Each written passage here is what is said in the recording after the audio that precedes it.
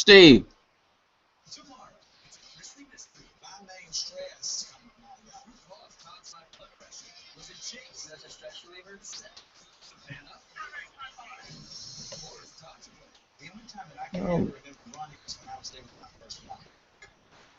Oh my gosh, now I can't hear Steve.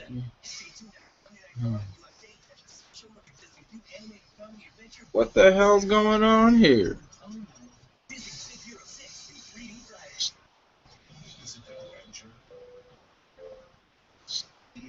Steve, I think you're gonna have to exit and come back in. Something's going fishy here.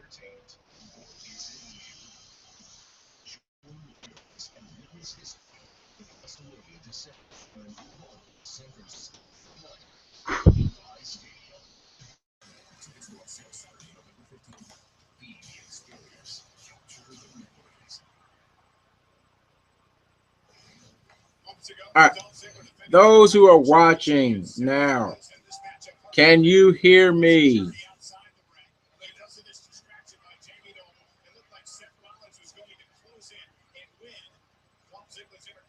I'll wait for you guys' responses.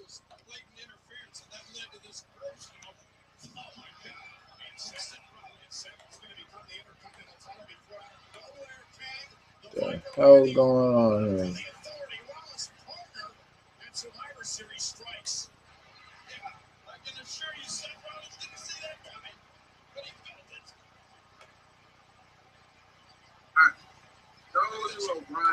So I can hear myself.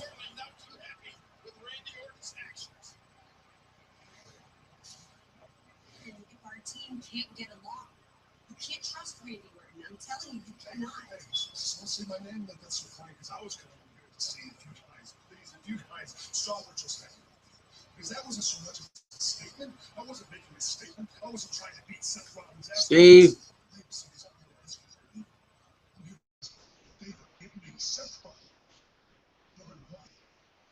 Tonight. Steve. Okay, is it working now? Ah, there we go. What the hell's going on here? I know, all these damn technical problems, and then the same technical problems when we were talking with our dear friend Kyle last night. Apparently G+, or my laptop, whatever the reason is, when I went on G+ last night, it pretty much said that an unexpected error has happened. Report to Google? I'm like, yes, report the data to frickin' Google. Something's going on with G+. It doesn't want to work right. Alright, see, so Alright, so I basically spent I don't know, about 10 or 13 minutes of just pure silence. Like, this is a silent movie. So basically what I was saying is that the topics for this is episode 7 of season 3 of the Wrestling Corner. Last week's episode was episode 6, even though I called it episode 5 because I did not keep tab on the number. Basically, the topics for this week's show. Because of Mark Henry's petty heel turn, one of the topics is heel turns with bad motives or no motive at all. This does not mean that the heel run was, or the execution, no, it could be the execution. The heel run was bad in itself. No.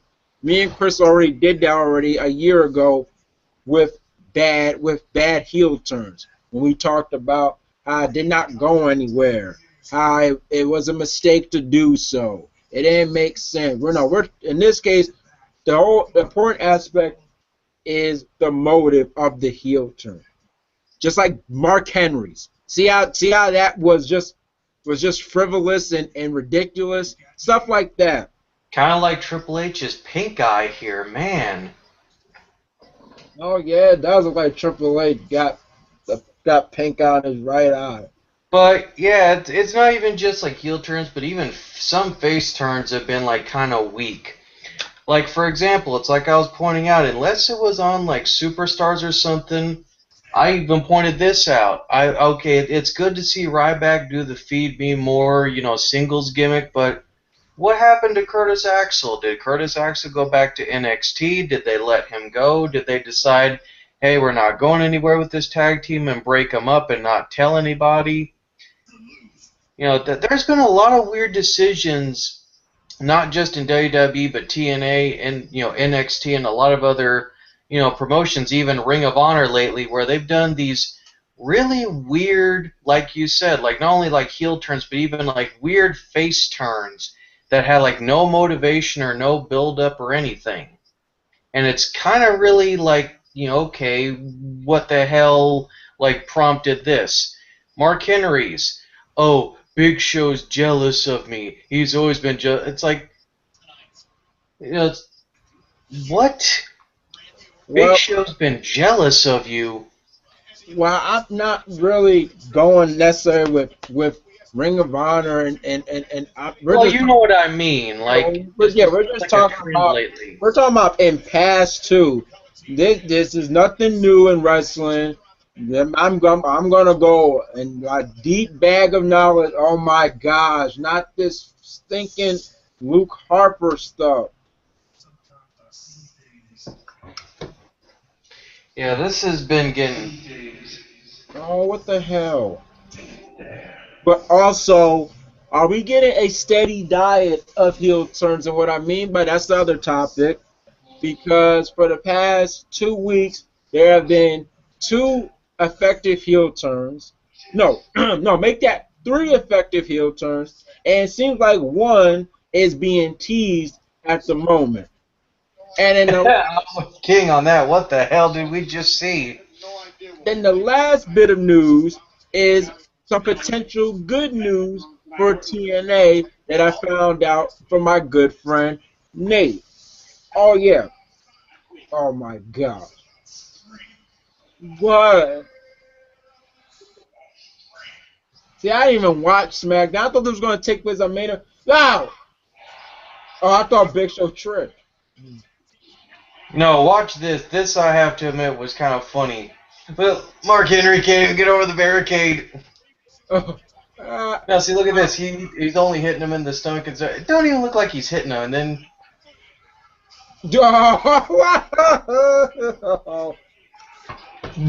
Oh. It looks like a comedy more than anything. Oh. You guys should have been there when Chris came back from work. You guys should have been there when he finally saw Mark Henry's heel turn. He should have saw Chris reacting. Really? That's so stupid. Uh-oh. It's John Cena's quote-unquote heel turn promo. Sorry, this can definitely be confused as a heel turn promo for John Cena. Telling you. Nah, but yeah, it's like the heel turn with Henry.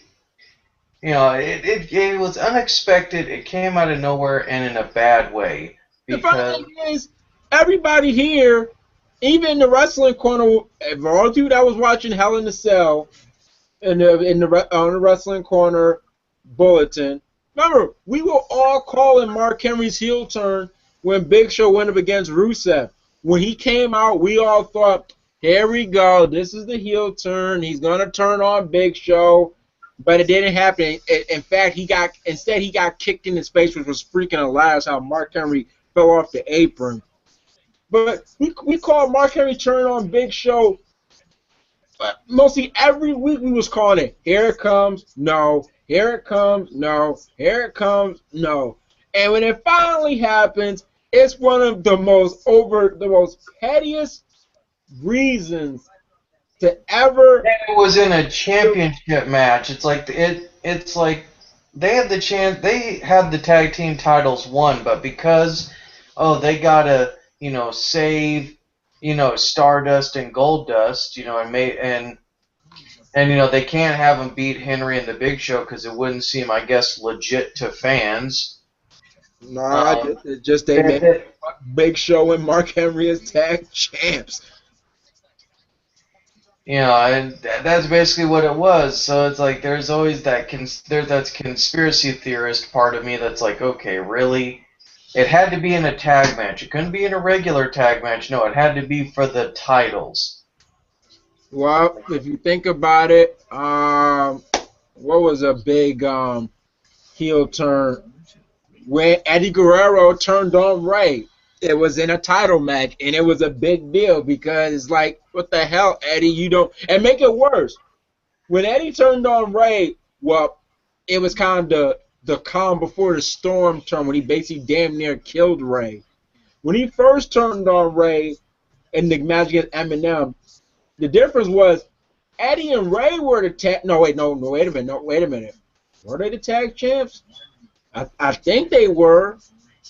I think they were the tag champs, or no, they were going to try to get back the tag team championship, and Eddie declined the tag. So see, once again, so a lot of these tag team heel turns have either happened in tag team or the tag team championship match happens, and then the following night or so, the heel turn happens. But nonetheless, and here comes Titus O'Neil, another person that is directionless. But oh wait, let me check some Yeah, comments. speaking of which, where's Darren Young? Did they let him go, or is he now on NXT? He's still injured. Feels like he's been injured for 1,000 years. Titus O'Neil about to cut a promo, people. Oh no, this is gonna be good. Hold on, I gotta hear this. T. And Survivor Series. It's like it's like, I don't mean to pull a racist archetype, but if there is ever a real life version of buckwheat in wrestling, we're looking at him. No. Oh man. Oh man. No, if there was ever a more vicious Tommy Pickles, it's Ryback. It's like I said, it's like I looked at this and I'm like, there was no build up. He just went back to being, Ryback, feed me more, and I was like, what the hell? Like, Bill, but anybody I recommend try to find Ryback's first promo after the match. That was a real good face turn. He actually acknowledged his heel turn, saying after losing all those title matches, he became something that he did not like. He turned on the fans, and the WWE needs a hero, and I feel I'm that guy. So I was like, you know what? Maybe no build up to his face turn, because I've seen plenty of times somebody comes back and they're now a face or so. But I like that Ryback's promo after the match, and it looked like he got really almost emotional over it too. So it seems to me that either A, Ryback is just a pretty good seller, or B, he was speaking from the heart that he didn't like his heel turn. He didn't like it legitimately. He didn't like it. He added on to it with his yeah, character. it's funny. They did interview, Ryan Reeves, of course, the real name of Ryback, Oh, and and he has admitted that he goes, I do whatever they want me to do. He goes, but as long as it's within reason, and whoa. I don't think that him. Okay, I'll admit that's impressive, but I will admit, I think him teaming with Curtis was a good thing there for a while for both of them. But I think after a while, I think honestly in the locker room, behind closed doors where important people couldn't hear, I think him and Axel were like, it's like they're making us look bad. Like they're not doing anything with us. Well, I've always felt I was never too impressed with Curtis Axel during his Intercontinental reign. I really But I will admit, he was the guy who helped get The Rock back into shape when he made his comeback for WrestleMania. And that was actually kind of a good article to read from him, talking about right his back experience. here.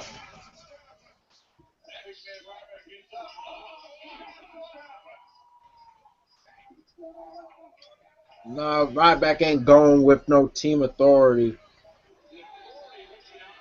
Here comes the meat hook. Yep. Okay. See, now everybody can hear us. Okay. Look out!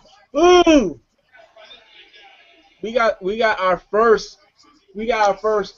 Um. No. Okay. We got Big Rick. We got our first.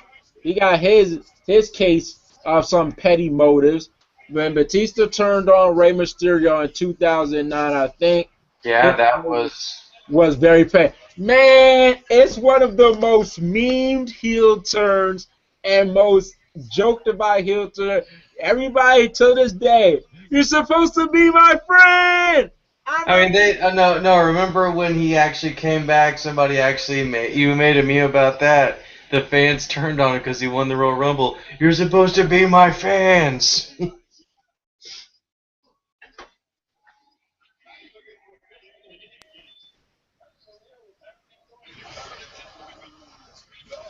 All right. Okay, there's once again something froze. So what you were saying, Steve?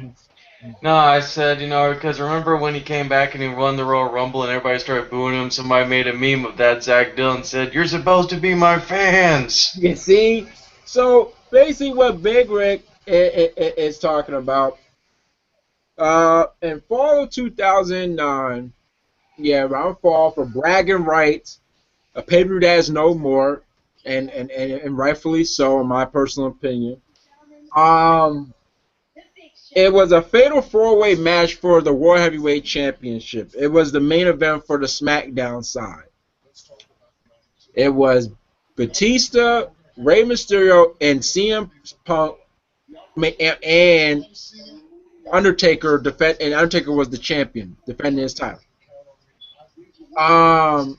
If I'm not mistaken, yeah, it all kind of started. Batista tried to pin Undertaker. Rey Mysterio pushed him off. Now, remember, it's Fatal 4-Way. It's any man for themselves. And that's what Rey Mysterio was trying to tell Batista. Batista was going to lose the match, and you kind of knew something was coming when I forgot who came out and interviewed them. And then you got, Batista huffing and puffing. I mean, sweat is dripping off like buckets. When Batista sweats, I think he sweats more than Shaq. You actually see like raindrops. Like he sweats like raindrops, and he's huffing and puffing. He's like, I think I'm tired of my best friend stabbing me in the back. And next thing you know, you, you think I'm playing? Ray, I'm gonna tear your head off. And he's still smiling. Hey, you think I'm playing? You think I'm playing? Man, I'm not gonna lie. This is actually one of Big Show's better, more heartfelt promos. Yeah, it's better than his frog face. I am not an entertainer. I am a giant. At least it's not like when it sounds like he ate part of the Stay Puft Marshmallow Man and could barely speak back during his ECW champ days. I go, no, these two Daleks with their jokes and their planks, But so then Batista, he was just last shot on Ray. And man, if there was ever a point in time where I would not want to be Rey Mysterio, it was that moment. Because when Batista threw him against that barricade, he had Ray by the neck. Man, Ray like a freaking rag dog. And man, he went on to his heel turn. And see, Big Rick, good starting point. Because although you can argue that Batista's heel turn 2009 motive was petty, the heel run in itself was actually good.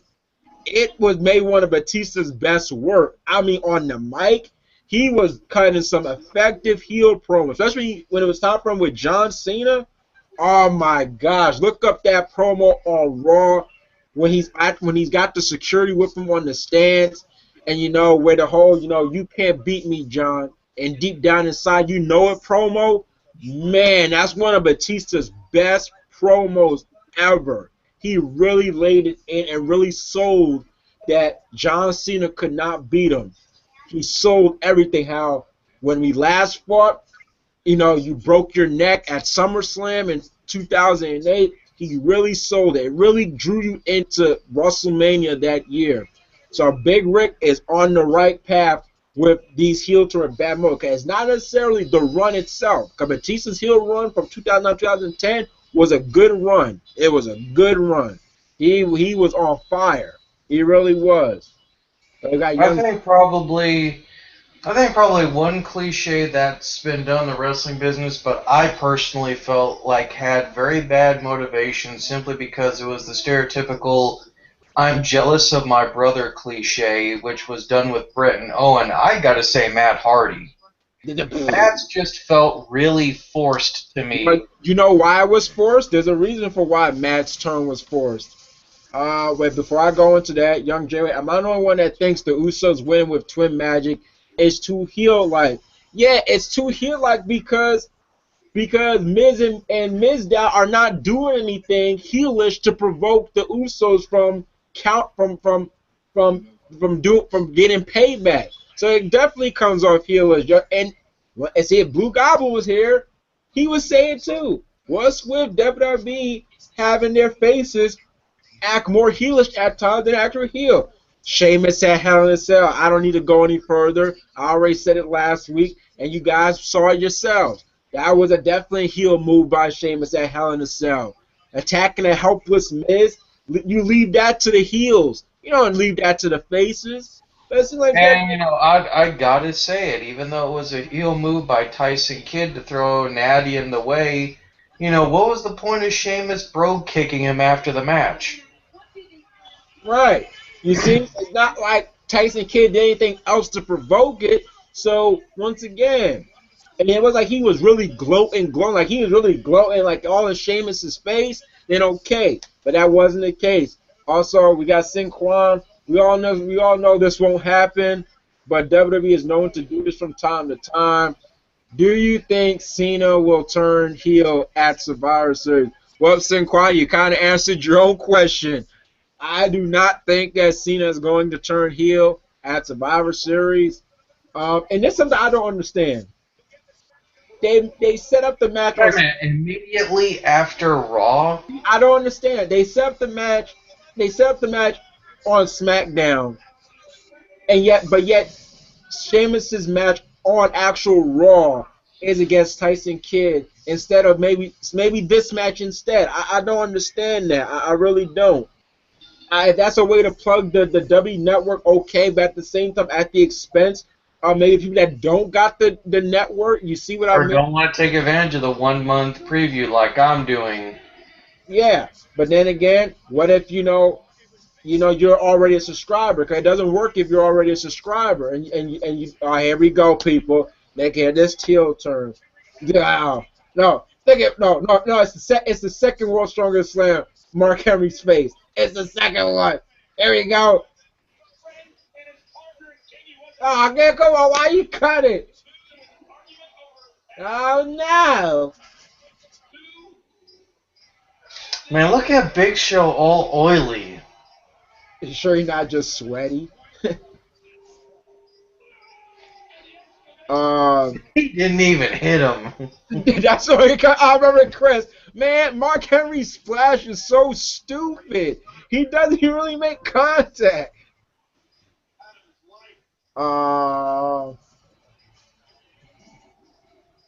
Wait, Young J-Way, Young J.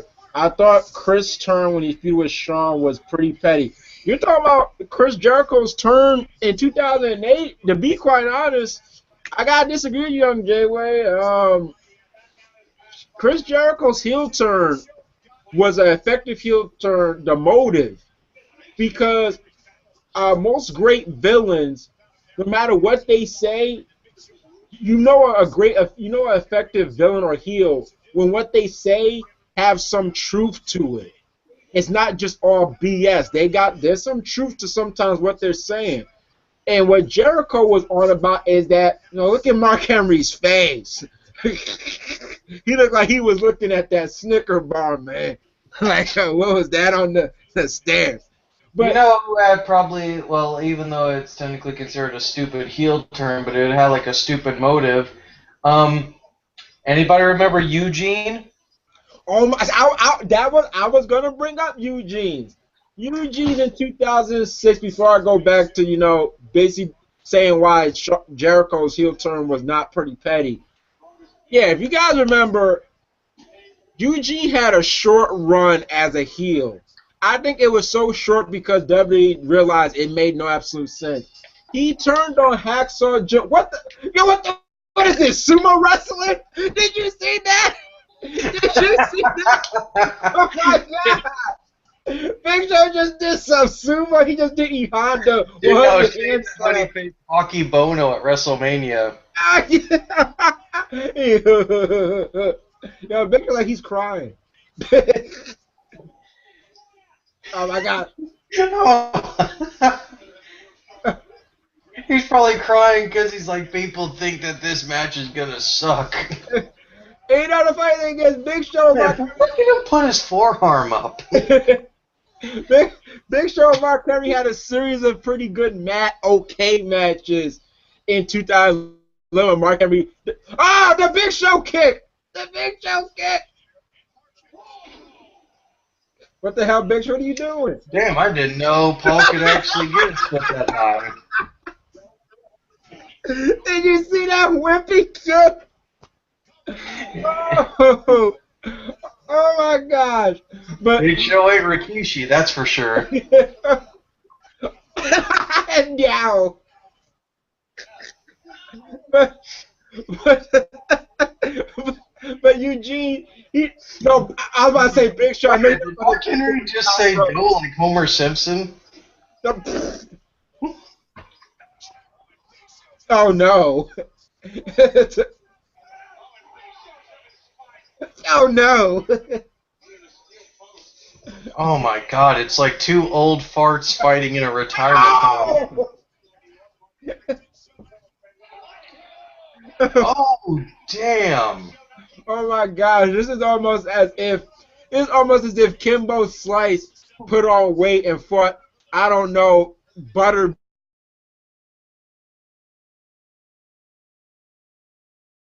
bean. Pause.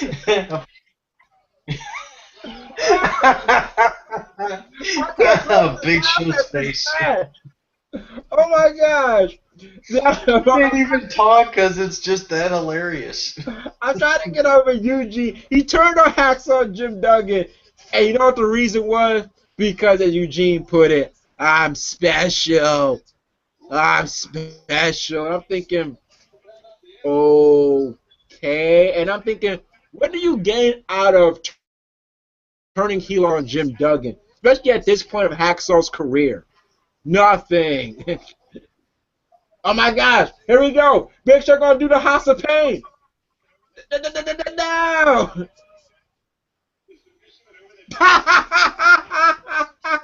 And Mark Henry, ow. Oh man. I think WWE maybe knew not to put this on pay-per-view or something.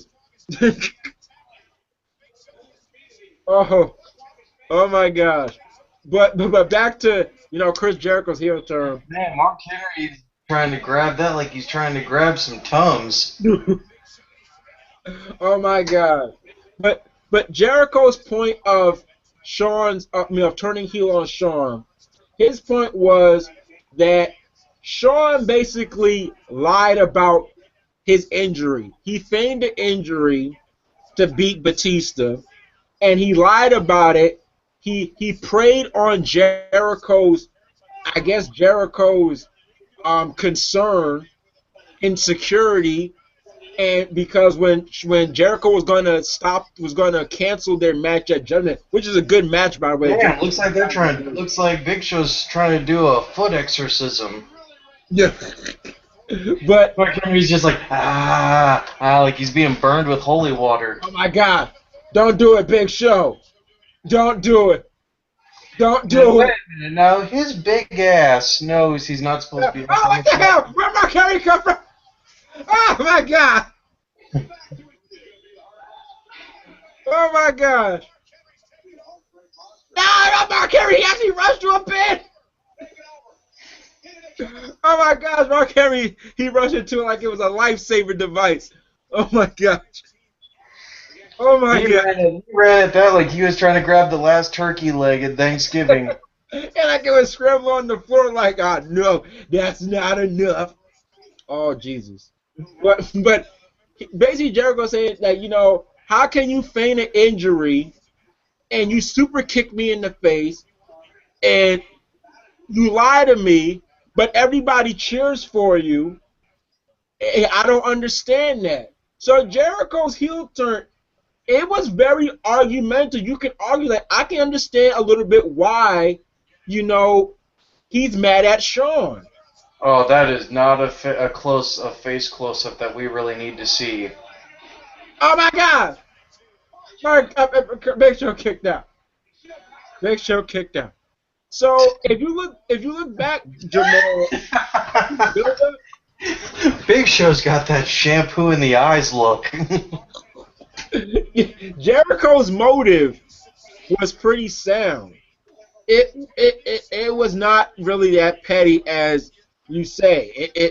You can kind of understand, actually kind of side with him a little bit. You know, Shawn Michaels, he feigns an injury. You know, he preys on the emotions of others, and when he finally reveals that he lied all this time and super kicked Jericho, the crowd cheers. And in most times, they would have booed. But I guess because he's Shawn Michaels, they just cheered him. And almost like if I did it, it would have been, oh, you're a jerk, Jericho. So Jericho's heel turn. Oh, my God. Oh!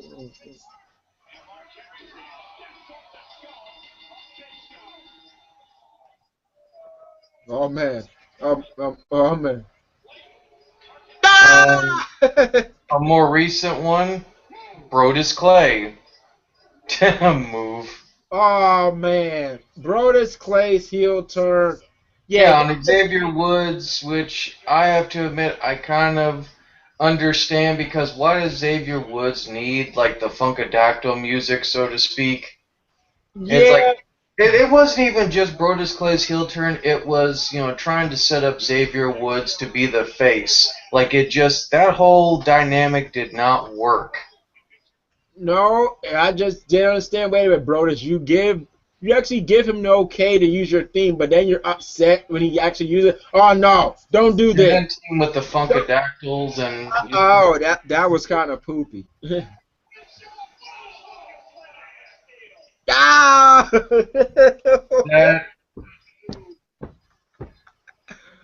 Oh. That did not. I think I actually saw a couple of boogers fly out his nose when he did that. Oh. Yeah, that was weak. Wait, what the hell did he just say?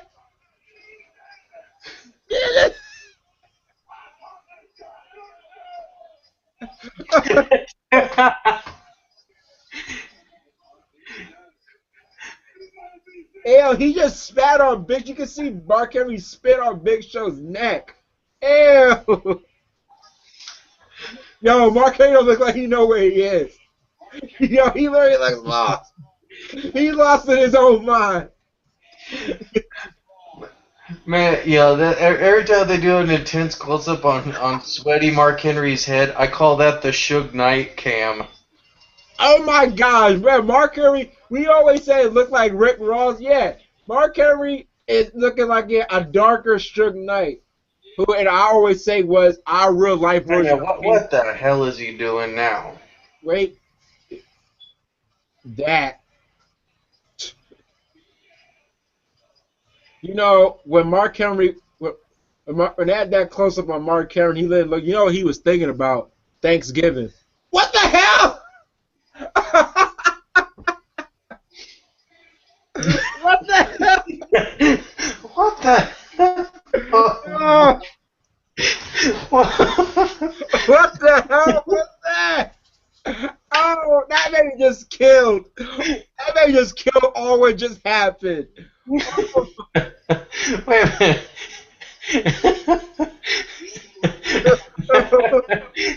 did somehow Mark think, hey, I'm gonna just like do a little bit of bump and grind like I'm at the club. like, like truly, I'm starting to believe more and more that Mark Henry is starting to get an early case of dementia from all those concussions. Ah, yo, what was that? What the? What the hell was that? I think you and I are going to be laughing about that for like weeks on end now. Oh my gosh. Oh man, picked a good time. It picked a good time for me and Steve to get back together. Oh my gosh, this is freaking laugh. It's like, it's like an unintentional Stephen Malcolm show, but yeah, that I don't know what the hell that was. Whoa, whoa. Oh, we got Cena. We got Big Rick.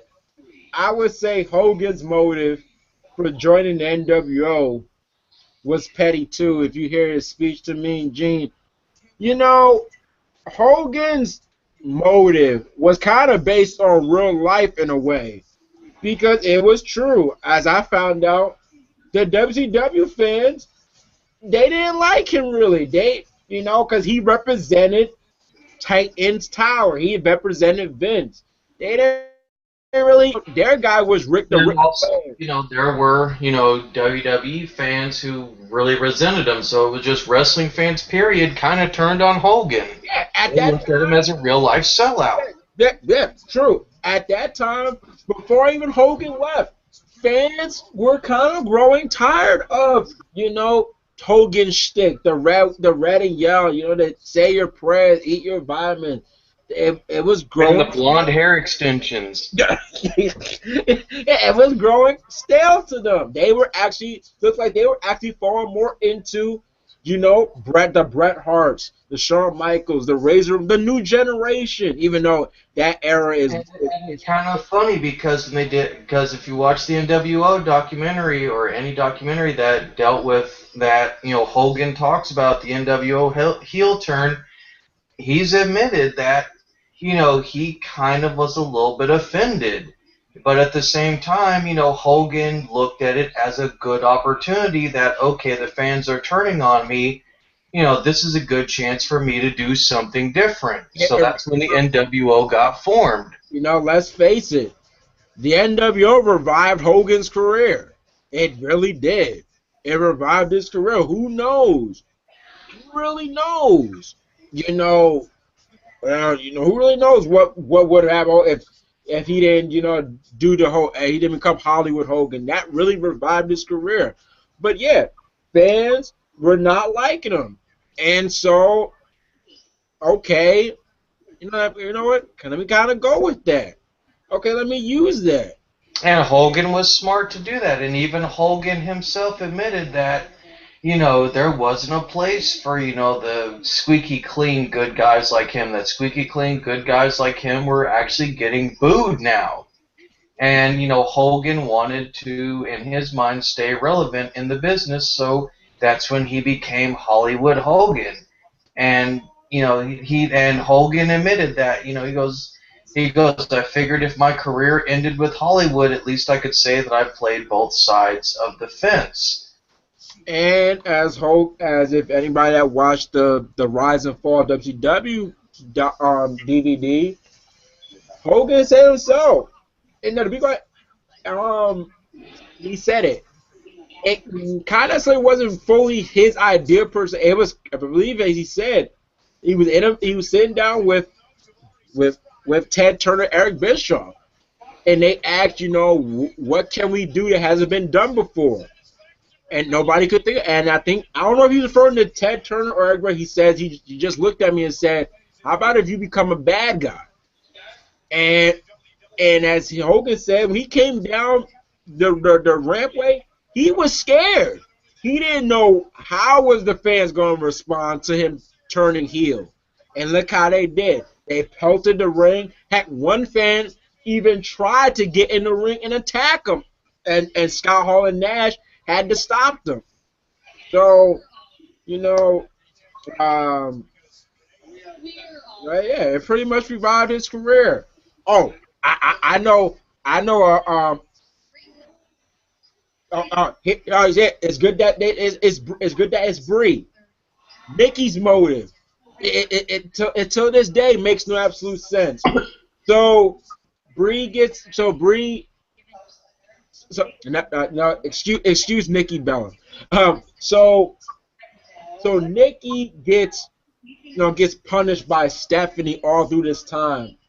And instead of being upset at Stephanie, or if she wanted to be upset at Bree, be upset at both. No, she's just upset at her sister and all this other crap and what have you. Yeah, like when and what the who's this? What the hell?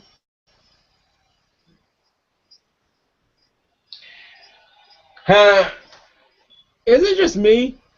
Or is some of these antics on Raw is coming across as something Vince Russo will come up with? All these random stuff. Renee, get out of there. Thank you. Get the hell out of there. The hell is See, to me, I love the one with Kane where he goes, "You scare me," and then just puts the mask back on. Then Kane's like, "This is my favorite scene." I was like, "What the hell is this?"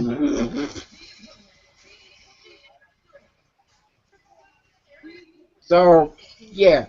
So Nikki's motive of turning heel is one of the most but oh yeah, back to Europe with Steve when you said why I was gonna say why Matt Hardy's turn felt forced, even though there was kind of some truth to it. That, let's be quite honest, at that time, um, at that time, Jeff Hardy was probably the most. What the hell was Paige supposed to be? Summer Rae. Really? That's at least my presumption. And you want to actually talk about something else before we get back to the Matt Hardy thing? Of course, let's actually talk about the Funkadactyls a little bit. The fact that out of nowhere, Cameron starts developing, that stereotypical ghetto girl attitude. That came out just 1 week. All of a sudden, Cameron's got this nonchalant attitude and is not caring about Naomi. It just came out of nowhere, and it make matters worse. They try to tie Total Divas, which is recorded months, if not a year, prior to any of this. So it makes no absolute sense that they try to make it seem as though it recently happened. And so yeah, Cameron. And to be quite honest, that's kind of the case for the past years with the women in W in general. Their heel turns, they just come. Oh, they just come. There's no real motive behind them. There's no how can I put it? There's no depth to them. There's no there's no real feel to them. They just happen. Like Tamina. You know how many times Tamina has turned heel and there's really been no motive, no rhyme or reason to them? Plenty of times. Alicia Fox, oh my gosh. She went through so many face and heel turns, you would have just called her flip flop. I mean, but back to Mark Henry. Mark Henry, see, what the hell? Matt Hardy. The reason why Matt Hardy's heel turn felt forced is because it wasn't supposed to be Matt Hardy. It was supposed to be Christian. That was supposed to be Christian's return. Christian's return was he was going to be the one responsible behind all the stuff that happened to Jeff, from the pyro accident, from Jeff being ran off the road, from him being attacked at his hotel at Survivor Series. It was supposed to be Christian, but because everybody on the internet knew about Christian's return, and they planted and they kind of, Hey, Shades of Tajiri. yeah, she calls that what does she call that? Oh, she calls that the dilemma. What, she just got a dilemma right there. Oh no, here it comes, people. You know what's coming? And don't try to put a sexual joke. Here comes the rack attack. Here comes the rack attack. The rack attack. There's a sexual joke in there somewhere. The rack attack. But it was supposed to be Christian, but everybody, you know, planted the seeds and they put the puzzle together, and you know they connected the dots. Like, Christian's returning. He has history with Jeff Hardy and stuff, but so WWE, I guess, figured, well, since everybody will know that it's going to be Christian, how about we try to, you know, put one over the fans? How about we kind of trick the fans and have it be Matt Hardy? Now, Matt Hardy kind of had a point. Let's be quite honest. At that time, Jeff was maybe the most over guy in WWE. I mean, really, Jeff, his stuff was on the charts. Oh. But you could expect that. I mean, Jeff was maybe the most, he's the most popular guy in WWE at that time. He was running high. His merchandise, I believe, was selling. He was off the charts. And Matt felt that. Is it me, or do the Bellas' faces look very Kabuki-esque in the fact that they are extremely pale? Yeah, they put on some makeup that really making their face look pale. I don't know. You know, you got They're whitewashed.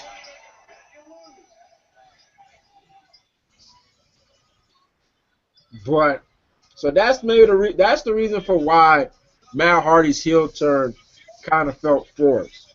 Because it wasn't supposed to be him. It was supposed to be Christian. But I was gonna hold on, let me see if any more comments. Here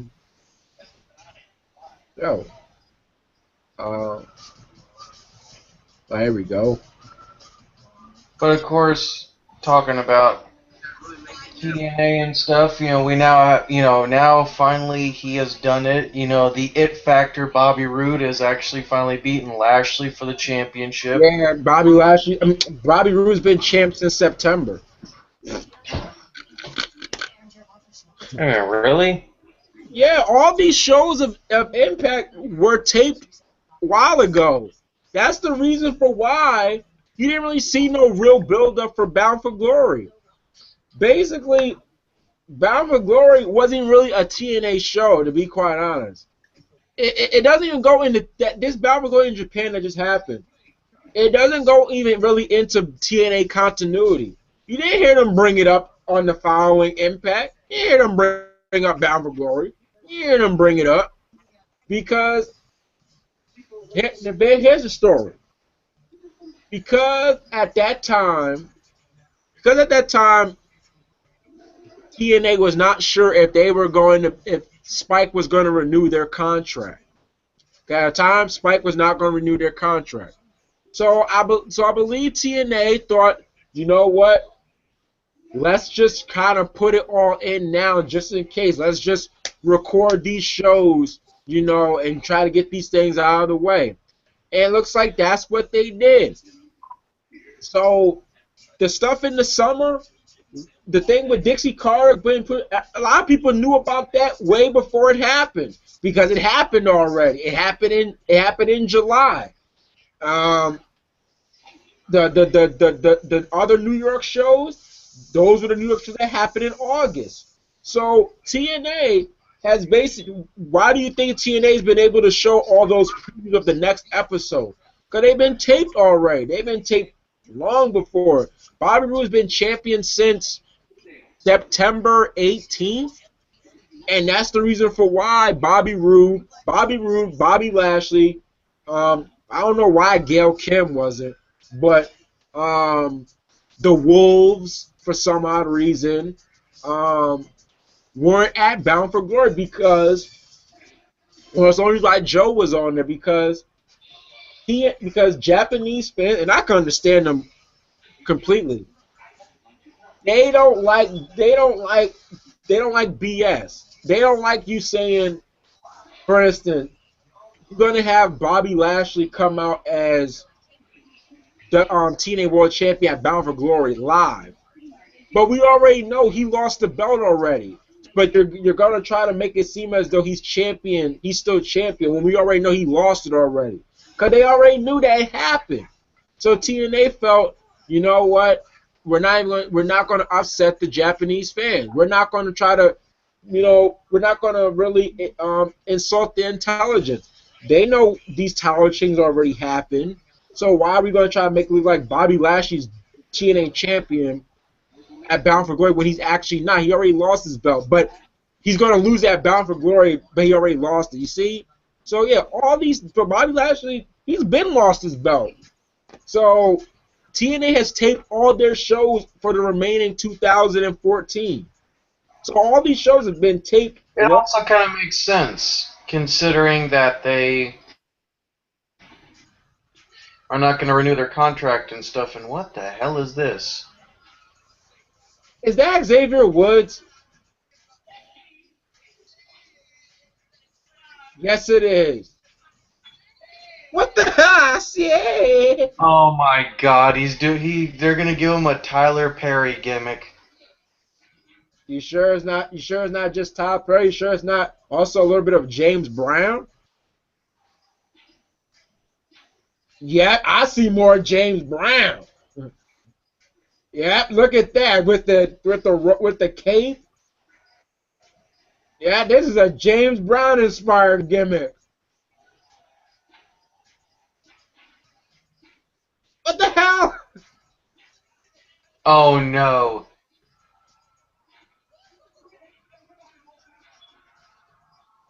What the hell? Yeah, I just see one of the choir members look like Oprah. Oh my gosh. So it looked like Xavier Woods. I don't know if you could call that repackaged, but he's getting a new gimmick. But And here's a guy who still has the same gimmick, but hasn't gone anywhere. Yeah, that storyline with him, Kane, Johnson, and E really messed him. And he actually said that. That storyline really messed up his momentum. But Oh boy, Zack Ryder. I don't see Cena considering him. But And of course, it had to be Rusev. But the bad thing is, and you guys remember, because of the whole Spike issue, that really damaged TNA's Bound for Glory. This was supposed to be a memorable thing, being in Japan. And like I said, could you imagine WrestleMania without the WWE champion being there, without really any WWE's known stars being there? Like I described it, it was Bound for Glory without TNA. Really, you only had Samoa Joe, Low Key, James Storm, Abyss. Those were the only and Havoc and Velvet Sky. And that match had no build up. It was just placed there. So it really did a bad thing for TNA. It really sucked. I really felt bad for them. I really did. So yeah, I found out. I've been found out, unfortunately, that yeah, Bobby Roode. That's why I say you gotta be careful looking up the Wikipedia page of TNA wrestlers, because you might get spoiled, because they're updated. They're updated. If you went to Bobby Roode, it would say currently TNA World Champion. You're thinking, wait a minute, how's he current TNA World Champion? And I didn't see it yet, because it happened already. It happened a month ago. Is there here Sheamus's beard getting longer, and does it on and I gotta point this out. Is it also me, or is Rusev starting to get that beef stew gut?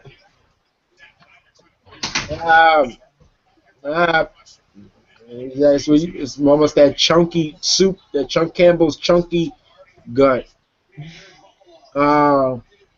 I will admit, though, for a second I got confused why his feet were taped up, but then I remembered Oh wait, that's right. He knows Muay Thai. Right. Okay, we got Sinquan. Speaking of Xavier Woods, I called it attempted heel turn. Whatever that was to get Kofi and Big on the side. I thought it as a new faction, but it died out Yeah, before. his Malcolm X gimmick that they try to do. Yeah. Man, uh, man, oh, I'm glad it went nowhere because Kofi cannot be a heel. I'm sorry. Wow. I'm sorry. I'm willing to give people chances, but I can't really see Kofi his whole offensive style working towards being a heel. I really couldn't. Yeah, there were at times where I didn't really like AJ Styles as a heel because I was so used to him, being the phenomenal one and doing all the spectacular stuff. And it's like, okay, now he's a heel. He's kind of have to limit that a little bit. There was times where Yeah, look at Rusev looking like he's riding a sea-doo. yeah, but um, oh, I was gonna another heel turn with there was no motive. Oh, even though when he explained it made no absolute sense. It was so last minute. If you guys remember, um, I think maybe either the second to last show. There's the Donkey Kong. There it is, the Donkey Kong shake. Um, there it is. If you guys remember the second to last show before Bound for Glory, before Bound for Glory, 2012, the main event was going to be Austin Aries. This little pristine Barbie doll. Austin Aries and Jeff Hardy. And I don't know where Austin Aries turns heel on Jeff. And Can we get Hobo Mario to interrupt her, please? Because those were probably, to me, some of the best back and forth promos. And then we get this promo about Austin Aries, which came across as a real carbon copy of CM Punk's, famous night in Las Vegas. His work shoot. You had Austin Aries saying, for months, you had people saying what I want, saying what, having me say what they wanted to say, do what they wanted to do, and I'm like, where is this coming from? I mean, this just sounds like a real false, a real carbon copy of CM Punk, work shoot. It was so, oh man, it was so, you could tell it was so manufactured. It just came out of nowhere. It really did. It really did. And Austin, is a good talent. He is really good talent. A-Double's a great talent. I was happy for when he became TNA World Champion. But man, that heel turn more was just plain ooh. Oh, see, I'm staying on TNA for right now. I guess he just injured his hand. Ooh. Mr. Kenya / Mr. Anderson joining the Aces and Eights motive was completely dumb. He was supposed to be selected as Sting's partner, but he was assaulted by Aces and Eights. And then when he comes back, he's upset. I remember his promo. I got one question. And this is Anderson, his voice. Where were you freaking guys when I got my brains almost bashed in? Where were you freaking guys? And so he goes to Aces. I'm thinking, so you side with the same group that cost you months of your career? That really makes sense. I can understand you. Made just about as much sense as Sting when he couldn't figure out why he bumped his head on the Scorpion Death Drop because he forgot where that freaking chair was. I gotta watch that whole match because the word is that uh-oh.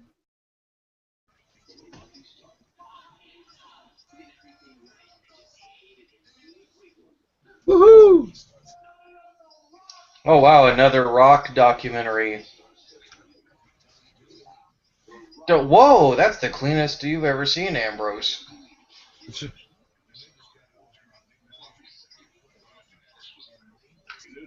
Sure.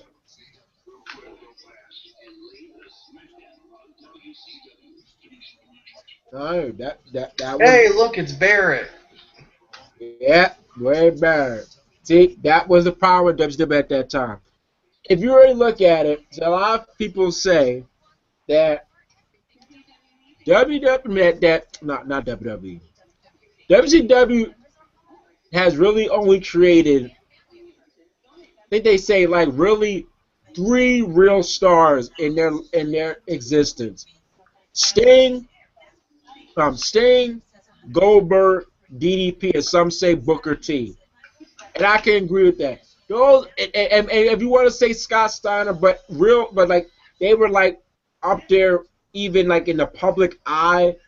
Yeah, Goldberg and DDP. At the time, Sting was already established, but during the Attitude Era, the only stars they really made were Goldberg and DDP. Those are the only real stars. When Booker T was made, WCW was already kind of going down. That's pretty sad too. That when it was Booker's time to shine, WCW was going down. But I'm sticking with TNA, guys. Oh man, you guys remember? And me and Steve always joke about it, but you guys remember Samoa Joe's Nation of Violence? Oh man. No. Oh my God! It's funny. I was rewatching. The Nation of Violence that was perpetrated by only one man. One man, people. And maybe Taz, but he didn't count because he was just supporting him on commentary. One man. I happened to rewatch Samoa Joe versus Scott Steiner at Destiny X. I don't recommend. That was the first pay-per-view me and Chris ever watched of TNA. I don't recommend Destination X. I say only watch 2 matches, but Samoa Joe went against. But what was even funnier, Malcolm, was remember when he had Davari strung up and he was beating him with the kendo stick. Yeah, first you had Samoa Joe sound like some freaking like hillbilly. First he's like, shut your mouth.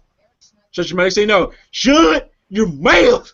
I'm like, whoa, where the world did that come from? So, and I'm sorry, but Joe having the much like bigger mohawk than what he's got now, that did not fit him. And don't forget, when he first came as Nation of Violence, he had a shaved head, and you can tell he put on more weight than was, I guess, suitable for him, because and he looked extremely pale, like he was vitamin D deficient or something. Like he didn't get sunlight, he didn't wash up. He was just full of ash. And he wore pajama pants for wrestling gear. And so the worst part is about that too was that Joe and even then he still has it, and I always complained when he had the Nation of Violence still, he had the frickin' Godzilla music.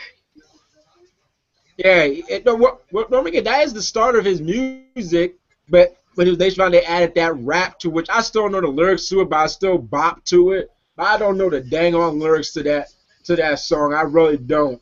Except for, Nation of Violence. Nation. That's all I can make out. But I rewatched his match at Destiny against Scott Steiner. Man, that match is so quick at ending disqualification. And then I read the comments. You got somebody, I missed this Samoa Joe, and I instantly thought, I don't miss this Samoa Joe. And to put the Samoa Joe Nation of Violence angle in a nutshell, after the main event Mafia took him out, Samoa Joe came back, and get this, TNA was actually allowing Samoa Joe to attempt murder. He attempted to murder Scott Steiner. He attempted to try to murder everybody else of the main event Mafia. It was almost, you really question the logic of the story. Like, so our company is really going to allow this psychopath. And then what do you think happened? You want to talk about bad heel turns? That's Samoa Joe eventually joined the main event Mafia that's after he that. tried to knock them out. Thank you, Steve. You beat me to it. Got to the punchline. That is why this is on now. I didn't even think me and Chris put this on bad Hilton's period. Yes. Well, whoa. Who was that just stepped out of the background? Yo, somebody stepped in the view and then stepped back out. Yo, who was that? I know that wasn't Vince. What, behind the crane? Yeah, somebody stepped out and then they stepped in and they stepped back out. But yeah, Or just a stagehand? all this work, all this, I'm gonna get at the main event Mafia for doing what they did. No, I can say I'm gonna kill them one by one. And he literally meant it too. All leads up to him really handing over the TNA Championship to Kurt Angle, who at that time looked like Randy Couture. And then you hear that. Oh, see, there's somebody else. Man. The If it's not the frickin' like lipstick, then it's Rusev's like frickin' like beef jerky-esque chest hair. the but then so yeah, and then we come to find out that it was their plan all along. So Samoa Joe somehow planned to get ambushed by the main event Mafia. I think almost have his career ended. Come back with this shaved look, try to intentionally murder people, only to screw the TNA frontline at the time, and all because they used I'm forgetting her name, Jenna something. He for money. So it's almost like you really just had to give this psychopath money and everything would resolve. So yeah, and oh man, the payoff of the Nation of Violent character. Oh my gosh, just one of the most ridiculous, and man, oh my gosh. You're not kidding. Like Sandow can't even mimic Miz for the life of him. Hey man, I'm enjoying the hell out of Sandow lately. I'm not gonna lie. He's having me. At least he's actually doing something, unlike his gimmick. Right. But and I brought up Kurt Angle. When Kurt Angle turned heel in 2011, made no absolute sense. He became TNA World Champion. He turned heel on Sting, and this was during the time of Immortal, which was another NWO ripoff of TNA. Case in point, Bully Ray, being revealed as the mastermind behind Aces and Eights. Can I say the motive of him turning? Well, they already played up you couldn't trust him, but I'll get back to that. But Kurt Angle, he turns heel, and they cuss his promo how somehow, I was told by Hogan that Dixie Carter, was keeping secrets from me. I don't even know what these secrets were. And here's the thing. Kurt Angle joins the same group. What the hell? He joins the same group that, get this, that Jeff Jarrett and Karen Angle were on, who he was just feuding with, and who basically everybody knows the story between Jeff Jarrett, Karen, and Angle. Everybody knows about the affair that happened in 2009. So he teamed up and even forgives them for doing what they do because in wrestling, as Hogan puts it, what the hell's going on here? As Hogan puts it, everybody is a jackass at times. It just made no abs. It just seemed like the most and people. This is all what Stardust and Gold has been doing since they became tag champs. Just losing non-title matches. That's all they've been doing. So, At Kurt Angle's heel turn 2011, him joining Immortal just made no absolute sense. It really didn't. But You know, it's so funny. I don't know why, but I can't really I can't really watch Raw and stuff anymore without actually looking at Ed King and realizing, it's like, man, that's kind of hurt his voice to do that high pitch. oh, wait, when we got Sinquan, is it just me, or does these gimmicks seem to get so stereotypical for black wrestlers? Well, Sinquan, Coco, I found out You that. want to talk about stereotypical gimmicks? That one that there's, you notice every single gimmick gets recycled for like a different wrestler. Case in point, Damian Sandow when he first came in. What is that supposed to be a knockoff of? Oh, it's the intellectual narcissist. People like the Genius, for example. Or you had who was another great example of that. I've noticed the common trend that a lot of these wrestlers get the same kind of recycled gimmicks, Well, I said it different last week. creations, but the same gimmick. I And said what the hell is Orton doing? I said it last week. There is a certain rule, as Jim Cornette pointed out. There's like a certain rule in wrestling called the 7-year rule. After 7 years, either a storyline is recycled, but they'll act like it's never happened, or B, a gimmick is recycled. So, case in point, I said it, I use that example. You had Sexual Chocolate Mark Henry. I think exactly 7 years later, you had the world's largest love machine, Viscera.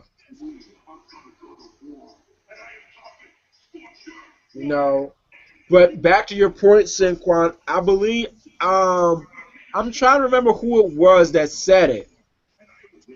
I think it was somebody on the Wrestling Corner that Coco Beware actually said that that when are something about when are gimmicks for African Americans not going to be either they're just angry or the dancing gimmick. Coco Beware actually said that, and he's got a point. If your face has something to do with dancing. If you're a heel, it's like you're just angry just for the sake of being angry at times. MVP was like the real exception to it. He was based off of the athlete. At that time, I can guess T.O. at that time, or Floyd Mayweather.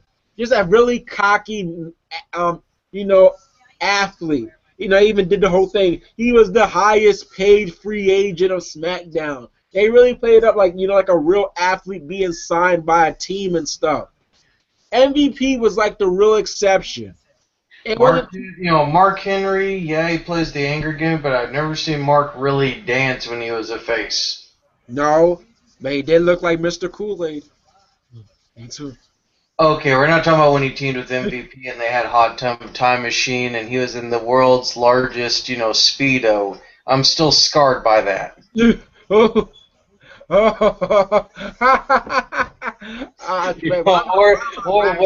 Or wait, remember when they did try to have him dance and he squashed Jillian?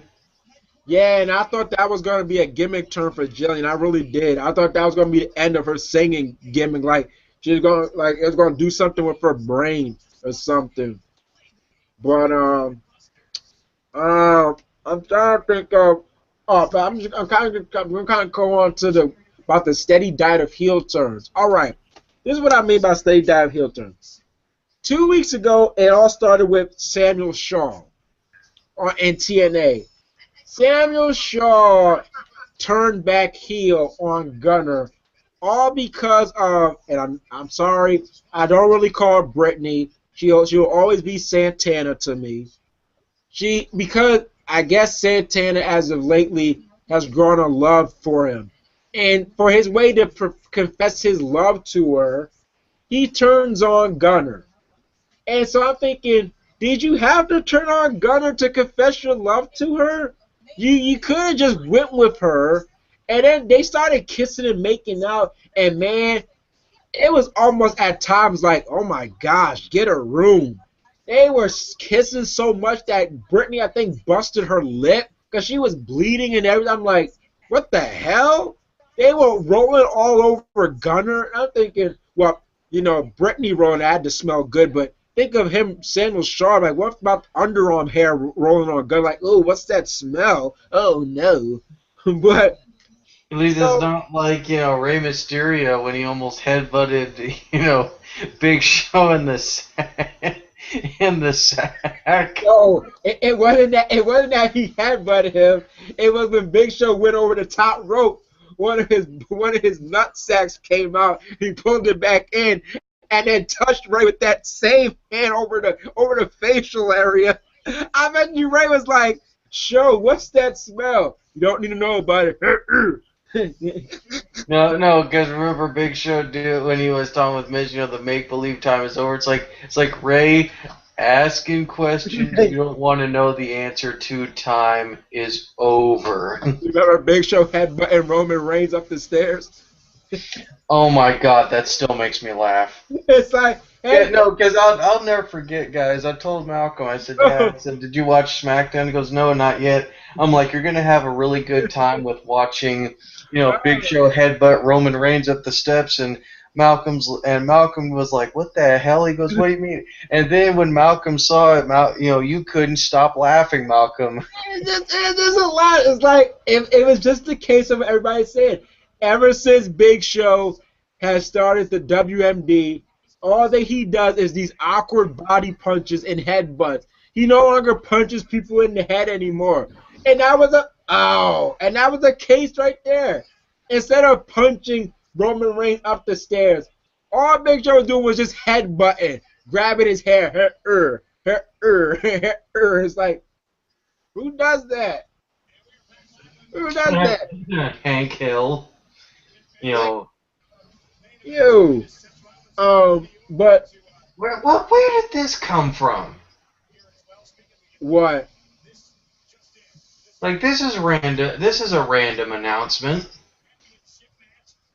Yeah, it is because let's face it, the Usos lost their rematch clause.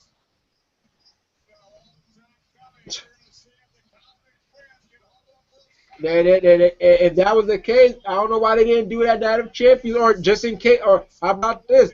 Just give the Usos a win to put them back in the title hunt. But I guess not. But then the next week we have Mark Henry's heel turn, which is the basis of why we're talking about all these heel turns with bad motives or no motive at all. Then on this past Impact, Madison Rayne finally turns back into a heel, and I'm thinking, what is with all these heel turns? Like, what is with all this heel? What's with all this heel turning now? And I'm thinking, why would you turn Madison Rayne heel? Pretty much all of TNA, for the most part, are heels. And you know what? There was a point in time, I think in 2010, TNA was just having heel turn week after week after week. Mostly every week it was a heel turn, or flip flopping from face to the heel, and it's like you just got confused. But Oh wait, here's the garage band music. oh yeah, bam, damn, damn, damn, damn, damn, damn, damn. And as Chris likes to call this, him and his, Colossus from Days of Futures Past look. Yeah, and there's the new Stooges. There are the new Stooges, people. But I have to admit, it's cool that Joey Mercury and, Jamie Noble at least, are able to stay in WWE in a non-official capacity like, Briscoe and Patterson did. Yeah, they were just working backstage, and look, now they're back on, main programming. Same thing with Al Snow and D'Lo Brown there for a while on TNA. But certainly we can't talk about D'Lo Brown, Yeah, especially I had no considering problem. that he had that flower head. I had no problem. I had no problem with Al Snow. Al Snow looked really good. I enjoyed his performance. But D'Lo, man, was it just me or was Steph really bopping to Seth Rollins' theme? What the hell was that? What? What the hell did Stephanie just do there? Stephanie was just like That's what I was saying. it's like a bobblehead. I think Steph was really bopping to Seth's theme. Like she was really into it. She had the real serious face, like, man, I'm bopping to like, come on, Hunter. I know, Steph. I'm going to use the toilet soon.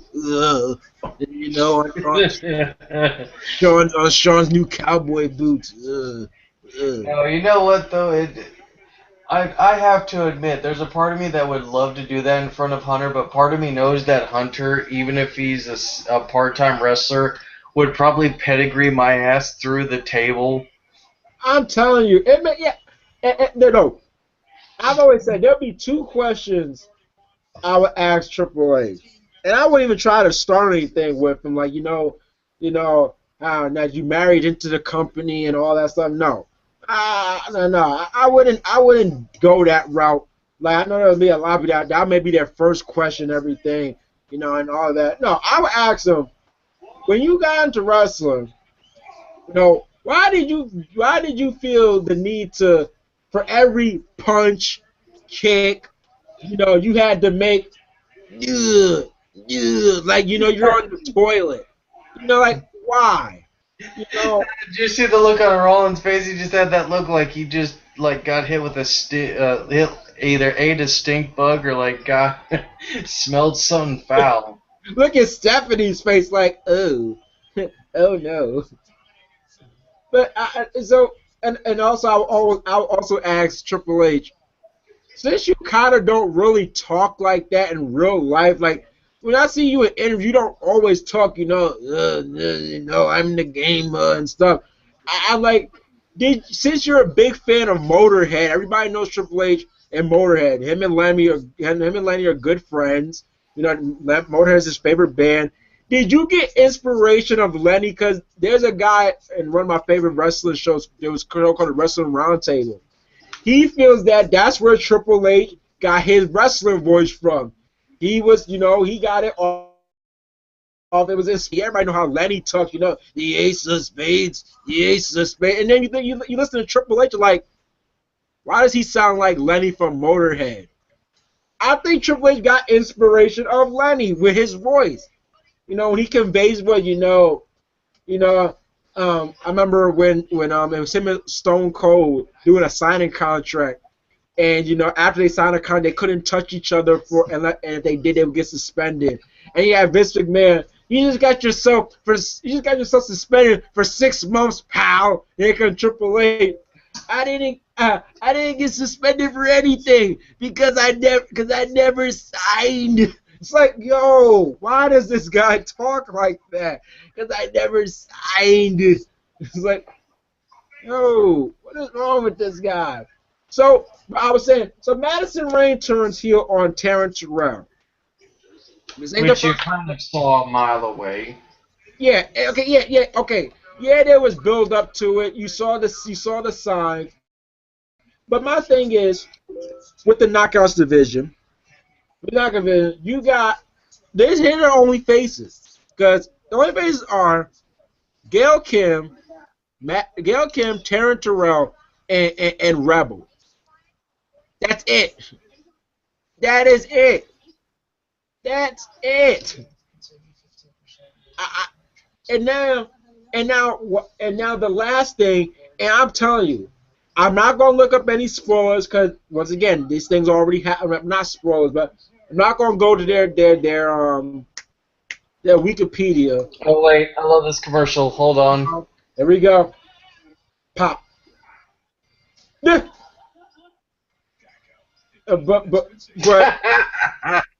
But seems to me, and if I go in the Wikipedia, I might find out if it happened or not. But it seems to me that TNA is about to break up the freaking Wolves and have Danny Richards go heal and be a part of James Storm's group. And I'm thinking, me and Chris, like, really? You're going to break up the Wolves? You're really going to do that? You're probably your most over-face tag team? You're going to do that? That makes no sense. And I don't think I'm the only one. Doesn't it seem as though James Storm's new gimmick is TNA's answer to Bray Wyatt? Yep. I'm starting to think that. I don't know why it took me that long. I'm like, I think James Storm's new gimmick or new personality change, which Chris always keeps saying, look at this idiot. Every time he sees him with the noose, look at this idiot. Look at this idiot. And me and Chris always say, yeah, this is what happens when you drink too much moonshine, people. This is what happens. James Storm's been drinking too much moonshine. He's ditched the beer for moonshine. All this time in his beer bottle, it was moonshine. And finally, the moonshine has taken its toll on him. Always putting his hand on somebody's shoulder. Look into my eyes. What do you see? You see glory, satisfaction, success. And it's like, James, get your brisket-colored beard out of my face. Get it out of my face. Brisket-colored. Get your brisket-colored beard out of my face. And then you got Sonata. Look like I don't know what Sonata's doing. I don't know if he's chewing gum or if he's just chewing on the inside of his mouth. If you see Sonata, he's always like this. I'm like, yo, is he chewing gum or he's really nibbling on the inside of his mouth? You better cut that out. And you got Manic, who looks like I said that so Chris agreed. I think Chris kind of agreed. Looking like the amalgamation of what did I say? Oh my gosh, who did I say? Look like the amalgamation of Nightcrawler and not Nightcrawler, of Nightwing and I think I said Green Arrow with the hood. I'm like, what are you trying to look like? You trying to look like Dick? You trying to look like Nightwing? Like, what is this? Looking like Nightwing now? Like, what is this? Like, and I'm sorry, when they revealed that T.J. Perkins was Manic, that's when I think that gimmick should have stopped. The suicide/manic gimmick has went from being Christopher Daniels to Kazarian to T.J. Perkins. Oh, no. But no.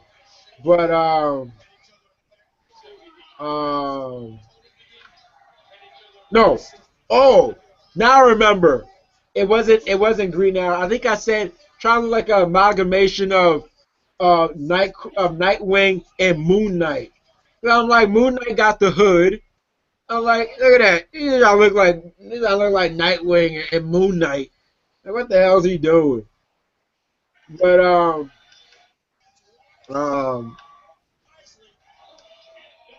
but yeah, it really looks like Seth Rollins. It really looks like they're trying to set up a turn for Davey, and I personally I'm not a fan of that. The Wolves are maybe the best thing they got in the tag team because let's face it, no disrespect, the Hardy Boys are not going to be there forever. We know that, they're not going to be there forever. It's just how it goes, Why are you going to break up? Because let's face it, come on, Steve, you can agree with me. We know the bromance is not going to be the face of the tag team division. They're not going to be the star of the tag team. No way. No way. But here's some potential good news for TNA that I found out from my friend Nate. I don't know if it's all the way true. I gotta look more on it, but apparently TNA is not going to have to find a new channel. I mean, a new not channel, a new network. They're going to look like apparently they're going to stay with Spike. Yep. So that's all taken care of. Oh man, look at that closed fist. What the hell? Uh-oh. Shades of his dad. Shades of his dad. The superplex. Oh. Wow. Um. Oh. There's really no. Wow, there's really no other. Nobody's commented yet. Nobody else has commented. It seems like nobody else has commented. Oh man. I know. Normally I hear you all over the place with comments and stuff, and it seems like it's just a dry night. Oh wait a minute! No! Oh, hey Invictus! Hey Invictus is here. Hey, how's it going, Invictus? There it goes. Had to chime in on gimmicks. The worst was The Godfather. A pimp? Really? Oh man! Wow, The Godfather. The funny thing is, The Godfather gimmick was actually over.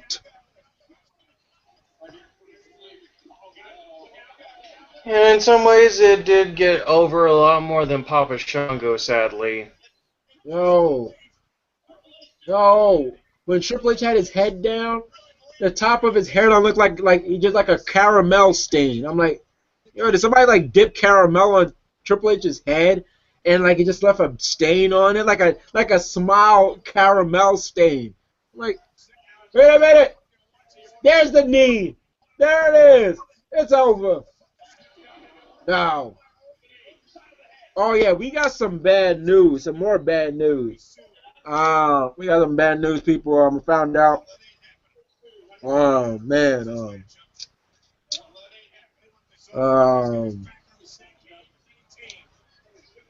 Brian had. I don't know if he went already, but he has to go in for another surgery. Man. So furthering back his return. I say it again. I say as Nate, my friend Nate. What higher power did Brian piss off to deserve this? It's just like a nightmare. It's like it first started off as a personal nightmare. Now it's becoming a professional nightmare. It's just crazy. And when Brian was supposed to come back, I think he was supposed to come back either by the Rumble, but now that's gonna be delayed. And I miss Brian, man. I miss Brian. I miss his performances. I miss everything. I miss him doing the yes chant. You know, kudos to Bree keeping it there, but it's nothing like seeing Brian do it. Nothing like seeing Brian. I miss Brian. I miss him. I miss him dearly. Nice counter. Oh!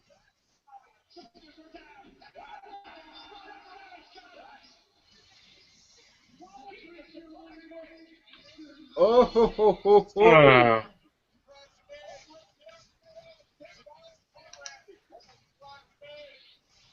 Look at Jamie Noble. Good job.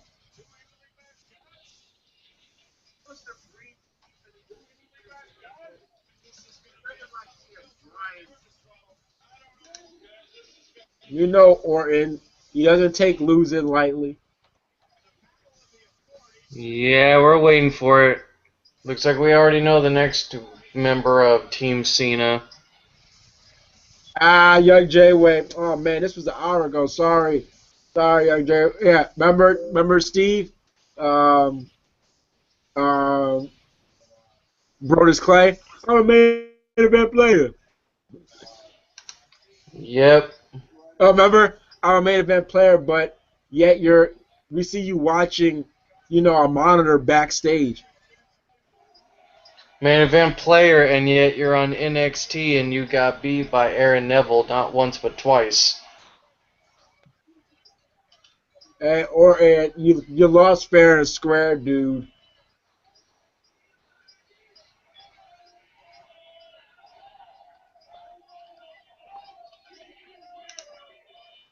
I'm telling you, when is Orton going to RKO Triple H? I thought he was going to do that last week.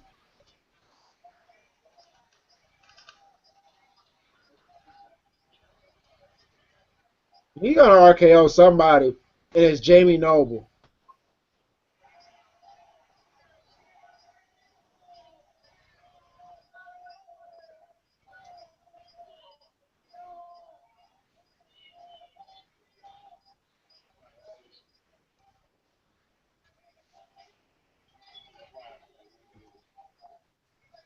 Or is it Joey Mercury?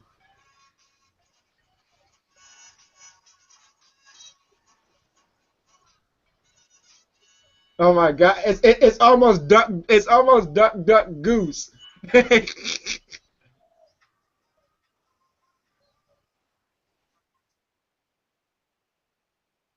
I thought it's like duck goose.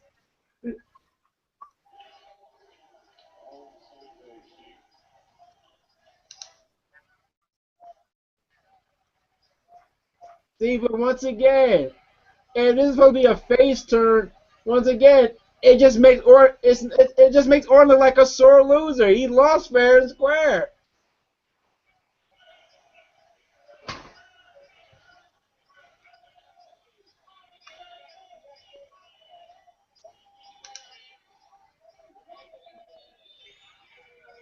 All right, here we go, people.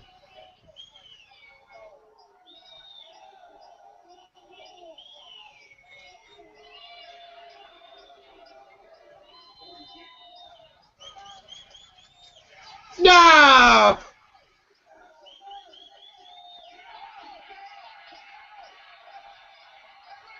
Yep.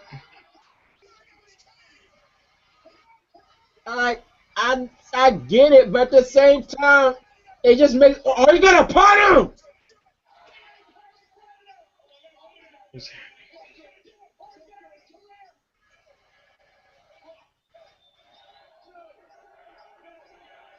Triple H, no, no, no,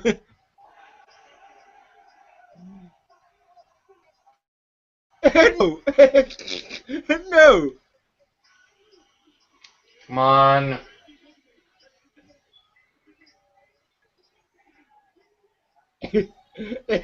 Let's trade head grease.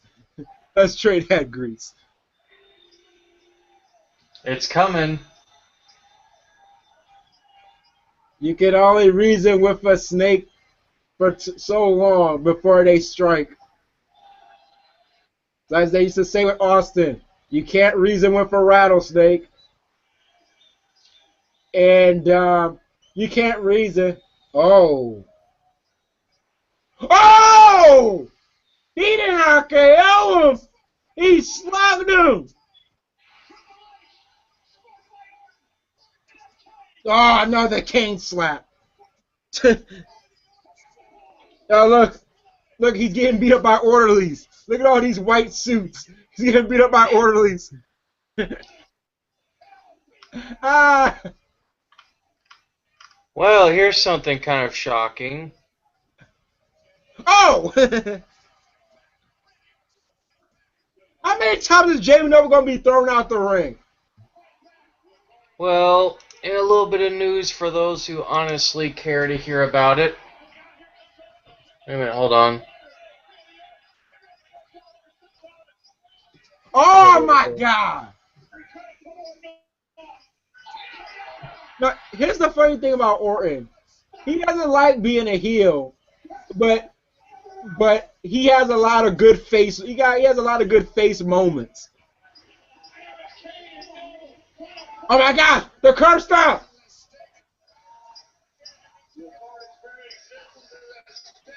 Oh!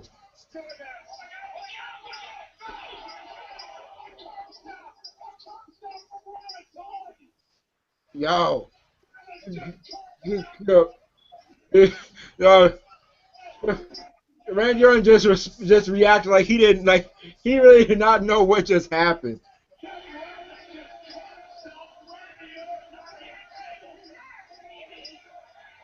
And now he's busted open the hard way.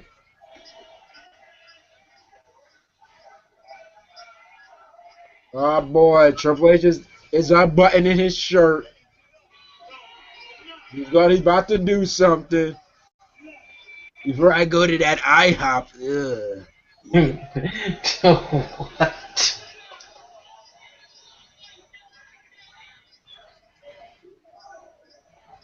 Man, what is this, Old Yeller? It really acted like, like, should we put him down? Oh. Like, he's one of our own. Yeah, it's Stephanie that wants it done. Look at Johnny Mercury, he's still out.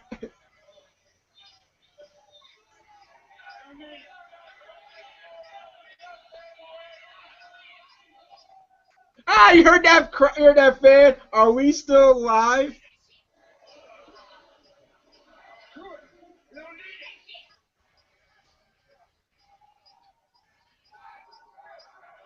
I love how Rollins and Stephanie are screaming and Hunter's the one not doing anything.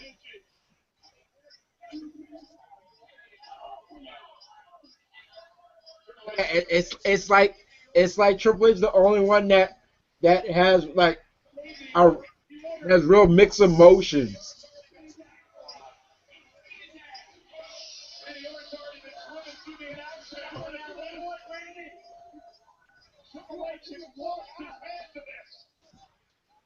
Hey, hey,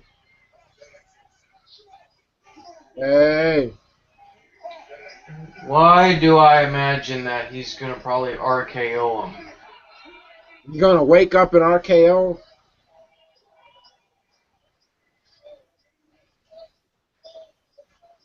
I'd be surprised if they actually go through with it like this. Wait a minute, or it's moving. Come on, man.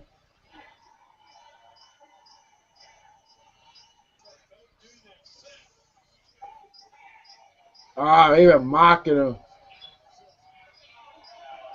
Yeah, but he's gonna pay for it. Oh, Jesus. Aw, come on. Yo, Triple H really looks real sad.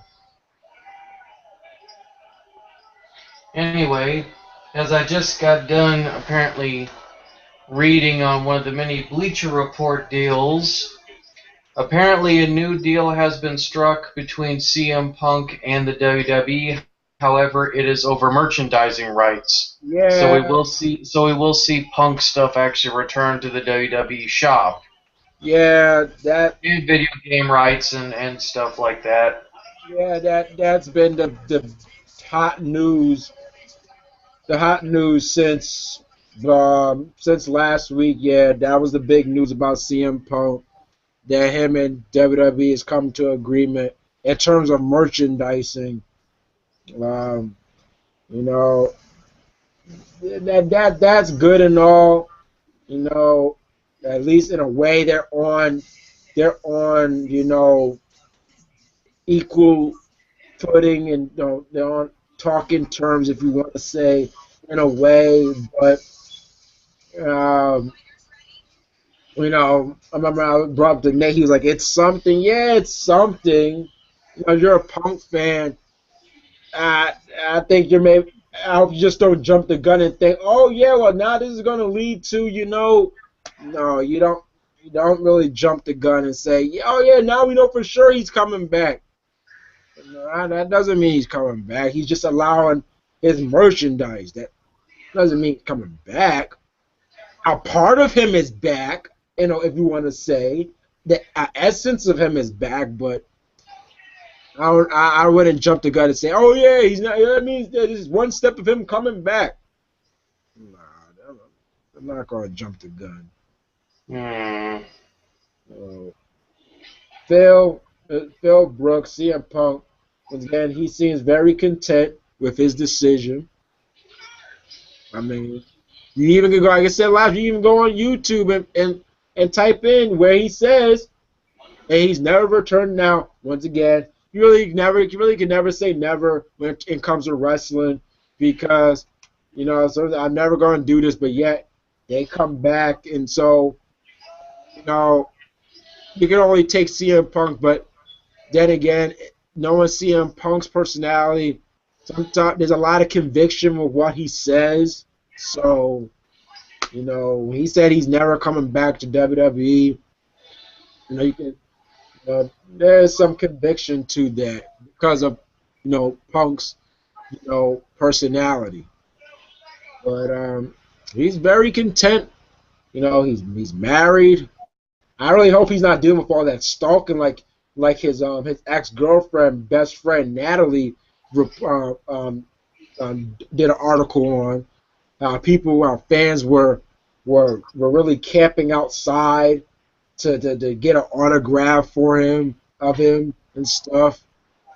It's really creepy. Yeah, that kind of creepy crap. Which I gotta ask, why do people like? I understand that when you know where a celebrity is and stuff like that, that you want their autograph and stuff. But I'm sorry, sometimes you just you have to use proper manners. You have to use proper manner, and you have to have respect, and you have to have self-control. And then it's like, now then you see why then these celebrities or athletes, you name it, grow to have a disliking of their own fans. Then you see why they maybe start to grow. I really don't like socializing or really participate. Like case in point, met a woman who is one of the regulars at the store that I work at and stuff, and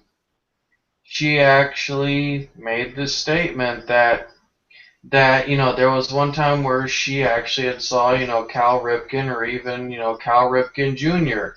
They were at a restaurant with their family, and this jerkish fan just came up and wanted the guy's autograph, and he goes, "Sir, I'm with my family. We want to enjoy a nice dinner now. If now after we're finished, if you want to actually meet me in the parking lot," he goes, "I will, take pictures with you and sign stuff with you." And the guy cussed him out right then and there in front of his own family. See, that's the stuff. It's like you got to have respect. You got to have respect for these. Like as much as media and just society in general puts these celebrities and athletes on these high pedestals, what's lost in that fact is that they're people just like they are people like you and me. They have families, and there are times where they want to spend time. Case in point, another person that in all of his mostly and he's quick to point out in his songs. Eminem has pointed that out in a lot of his songs where he's out with his daughter Haley, and for some quality time, and he's bombarded by fans that want to get autographs, and he's just like, excuse me, I just want some alone time with my kid, let me be, whatever, that's where he kind of made the song, the famous song, Stain. That was, in a way, that was kind of based on that, that over excessive fan of his.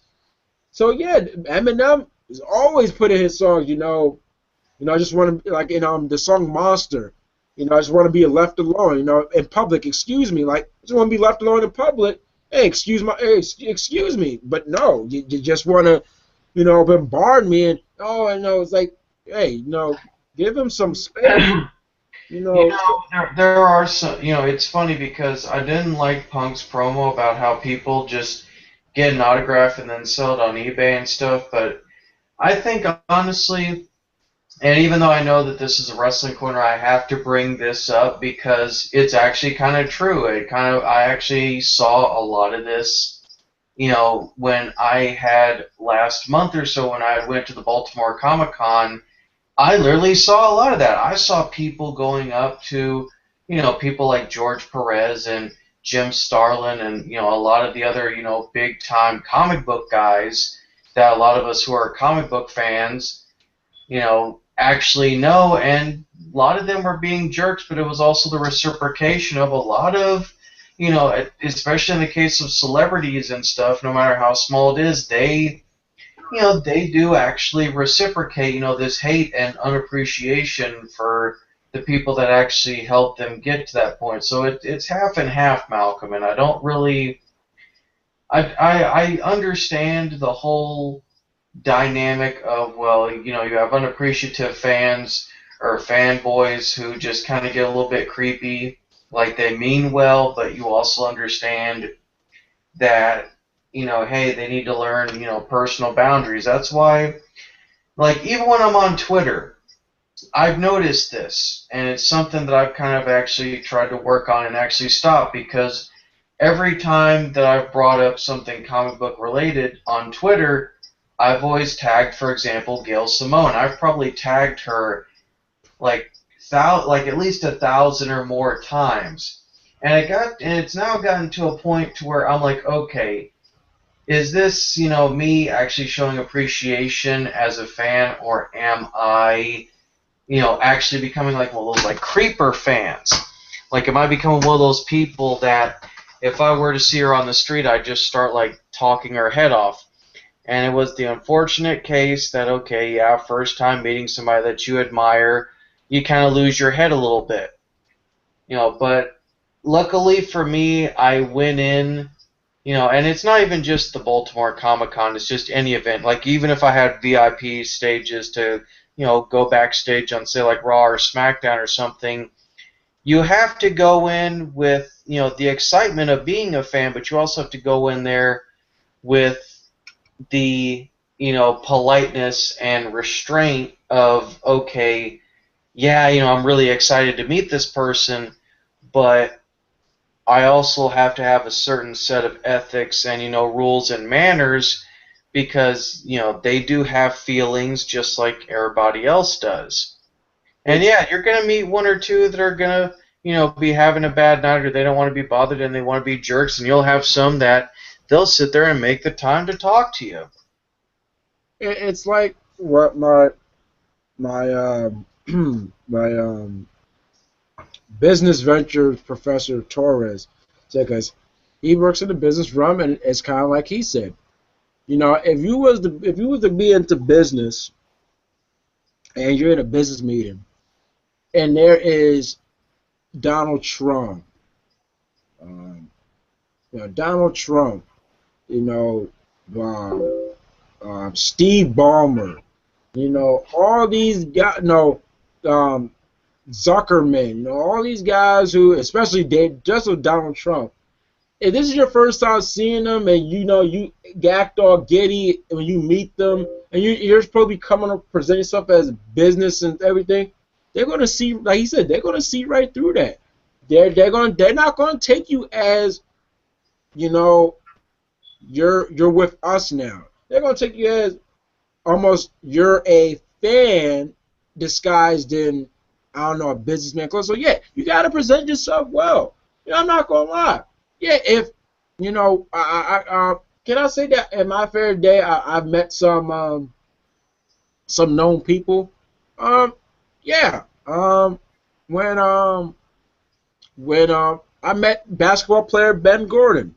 He was, Ben Gordon. He used to play for the Bulls at the time. He was playing for the Bulls, and he was locally from Mount Vernon. Heck, yeah, if you guys ask Chris, Chris went to school with him. Chris knows him. They were friends, I believe. And when I met him, I remember it was me and my cousin Javon. When we met him, I was happy, but I know for sure I didn't really feel all giddy. I just shook his hand. Hey, nice to meet you. Ben Gordon. So yeah, you got to have some self-restraint. You got to. But yeah, when back to Punk's promo. Yeah, everybody knows when he says, also, and this is an old saying, even Colt Cabana said it, you don't want to meet Punk 5 o'clock or 6 o'clock, in the morning. That is when he's at his most worst. And he basically brought that up in that promo. Those fans that try to catch me at 5 o'clock in the morning, 6 o'clock in the morning after I'm getting off the airport, just to get a autograph that you're just going to sell on eBay. That's what Punk's talking about. And as let's face it, even Punk has even said it. He's the type of guy that he can make you like you, but then just like that, he can make you just say, "Oh man, this guy could be a real jerk." He's very he's very polarizing. Just like that, Punk can make you like you. He can make you like him, and then just like that, he can just make you like, this guy's like a real dirtbag. Like, 'cause when Punk spoke hatred, oh my gosh, you really felt it. I mean, just look at Punk's face when he's angry. He just looks angry. There's some people that you can't tell when they're angry, but man, Punk, when he's angry, his face turns red, his eyebrows go completely furrowed down. He's got that famous scowl of his, and he just looks like, if you saw that guy walking the streets with that face, you would just step aside, like, just let him be. Don't even say anything to the guy. Don't say anything to him, because he might knock you out for saying something to him. That's the impression Punk gives off when he's angry. During his career, it's like, don't bother him when he's angry. So that's the type of impression Punk gives. But it's funny that we're wrapping this thing up with Punk being angry, because you can look up a lot of pictures of Punk angry. I bet you just type up CM Punk angry, you get a lot of pictures of him either yelling at the camera or just yelling on the mic with a red face. Just like Jericho said, you type in Fat Jericho, you get a lot of pictures of him looking fat. but so that does it for this Wrestling Corner. Remember, this is Wrestling Corner episode 7, not episode 6, because I said it was episode 5 last week. It was episode 7. And in a way, this was an unofficial episode of the Stephen Malcolm Show. So in a way, there should be a parentheses, Stephen Malcolm Show, really, but not really. so yeah, that's what. And too bad we can't really do clip strips in this, because it would be so perfect to end on that. Whatever the hell Mark Henry was doing there way earlier in the show. God. Yeah, man. If there was access to do that on these live hangouts, yeah, we would do that on a heartbeat. Just to end it with slow motion of Mark Henry, and then just end it. And I would just be like, it'd be like how. You know what? We need to actually find some way to record that, and that's going to be the ending of the next Stephen Malcolm Show if we get it together. Oh my gosh. Oh my gosh. And once again, I thank everybody that that still continues to join and participate the show, without it really being sadly the Bennett brothers Wrestling Corner. It's just me. It's just been me for the past couple weeks, because Chris is not off on Mondays. But I once again thank you guys for still participating. As I always say, if it was me now in the Wrestling Corner, it was just Chris would do the same thing and try to deliver twice the fun. Make sure it feels like as though I'm still around. But that's how you kind of do when you're doing teams. When you're a team, you got to make it feel as though whoever's normally there, it's still, their essence is still there. You got to do that. You know, and sometimes it's hard, but when you're brothers, it's kind of easy. It's pretty much we've been living with each other for forever, so it's pretty easy to really get what our characteristics are. But once again, so yeah, this was episode 7, and episode really not really of the Stephen Malcolm Show. You know, guest starring, you know, Steve, you know, SlyCooper88. Yeah. So yeah, really not really episode of the Stephen Malcolm Show. I should kind of just change the title to that. Yeah, wrestling cool, not really Stephen Malcolm Show episode. So you know, and oh yeah, and I apologize. You know, we apologize for those technical. I don't know what the hell was going on. That's never happened. Cause I'm thinking my mic was off, and I look, it says mic is on. I'm thinking. It kept telling me when I joined that my mic must have been like hardwired turned off or something, and then, like I said, I think they're working on G Plus, so they've been having a lot of technical issues as of late. Like it's been compatible for some people and not compatible for others. I don't know. Maybe they're reformatting G Plus, but you know, I've noticed. I was noticing 1 or 2 issues when I was talking with our buddy Kyle last night, because even he was admitting that, you know, G Plus was kind of, you know, wonking out on him. Yeah, it's not that. Then yeah, G Plus is just. It's just maybe they may be doing a lot of maintenance. Oh wait, we got one more comment. Just got this now. I don't know why these things are coming late. From Nathan Banks. I heard that CM Punk is releasing his shoot DVD based on his time in WWE. Oh man, I know that's gonna sell like hotcakes. I know people are gonna buy that with a heartbeat. I know for sure. A lot of fans are maybe gonna buy it, maybe in hopes that he finally explains what happened on that night he walked out. I think that would be the main reason why that would sell a lot. Because big fans, oh, maybe we're finally going to get the explanation. You know, what happened? You know, and I can't say that I would blame them. You know, oh, this is recent stuff. He must finally, you know, break the silence. He must finally do it here. I bet you if they don't get it, oh, son of a man. Come on, man. You know, because I know people maybe going to be thinking, Austin finally said the reason why he walked out. Oh, so I'm thinking Punk gonna do the same thing, and I bet if they don't get it, what a waste. But what else I was gonna say? Oh yeah, so yeah, we apologize for the technical difficulty. You know, that just came out of nowhere. But what we do not apologize for is the continuous laughter during that Mark Henry Big Show match. Oh my gosh. I'm going to remember that match for maybe reasons I should not remember it, but and we will see a lot of memes tomorrow hopefully pop up, especially gifs of Mark Henry. I'm telling you, watch, this is how I'm feeling. I'm so happy. You know, it's going to be like that. I'm telling you. Why do I imagine one GIF is going to be like Mark Henry with a badly Photoshop or crayon-drawn cowboy hat?